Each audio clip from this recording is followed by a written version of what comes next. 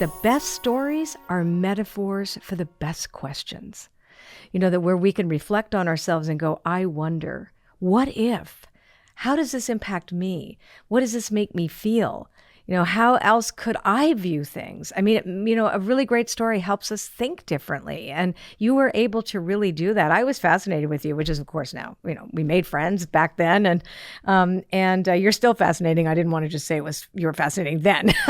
Thank you, Colette. I hope I'm at least interesting. I'm trying to. You're very interesting. Trying to stay interesting.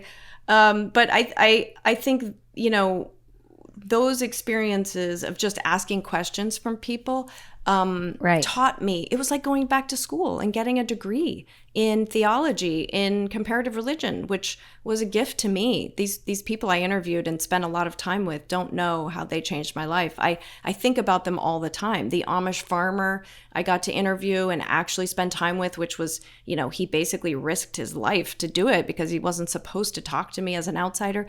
These, nuns and monks who talk to me, people from all kinds of religious walks of life. And they taught me so much. And what I learned from all of them is at the root of all of their practices is a desire, a seeking of oneness.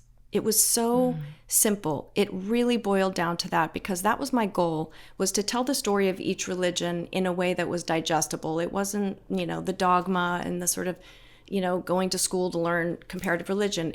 Each one is a story about someone who practices their faith and how they practice it.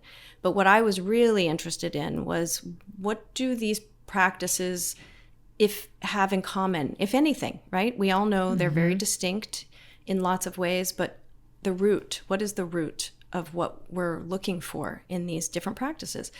And the answer I got again and again from people, all walks of life, from the Wiccan witches to the Orthodox rabbis, to the Christian whatever, to the Mormon missionaries, it all kind of boiled down to a very mystical seed, which was we're seeking oneness.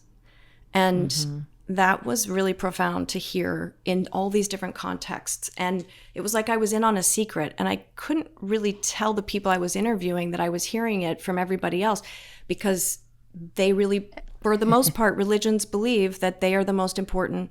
They are the chosen ones. So I couldn't tell them. I just heard that yesterday from a Wiccan witch, but I got to carry that secret forward. Okay, if you like this podcast and you want to see more, just click over here and you'll get to see more clips from this interview. If you just want to listen, well, if you click there, you'll listen to the entire interview, available to you on any one of your favorite podcast channels.